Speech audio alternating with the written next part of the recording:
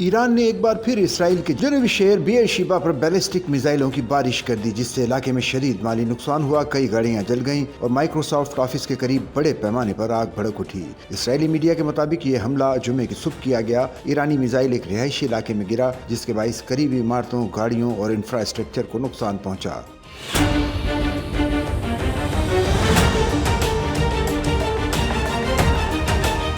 अगरचे कोई जानी नुकसान रिपोर्ट नहीं हुआ, लेकिन माली नुकसान काफी ज्यादा है। इमरजेंसी सर्विस मैगन डेविड एडम का कहना है कि हमले के फौरी बाद फायर फाइटर्स और रेस्क्यू टीमें मुतासरा मकाम पर पहुंच गईं और आग बुझाने का काम शुरू कर दिया गया है। हमले से एक रोज कबल भी ईरान का एक मिसाइल सौरों के अस्पताल से टकराया था, जिसमें 70 से ज्यादा अफराद जख्मी हुए थे। इसराइली फौज ने बयान जारी करते हुए कहा है कि उनके इंटरसेप्टर दिफाई निजाम में मुमकिन खराबी ईरानी मिसाइल रोकने में नाकामी का बाइस बनी।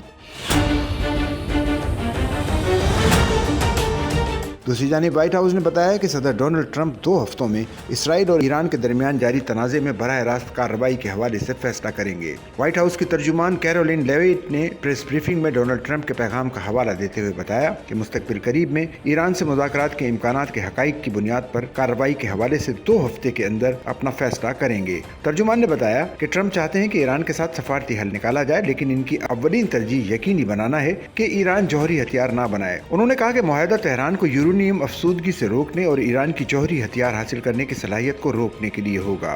व्हाइट हाउस की तर्जुमान ने कहा कि सदर ट्रंप हमेशा सफारती हल पर दिलचस्पी रखते हैं। वो पीस मेकर हैं, वो अमन के जरिए मजबूत सदर हैं। अगर सफारतकारी के लिए कोई मौका है तो फिर सदर इस मौके को हासिल करेंगे, लेकिन वो ताकत के इस्तेमाल से भी कभी खौफजदा नहीं होंगे।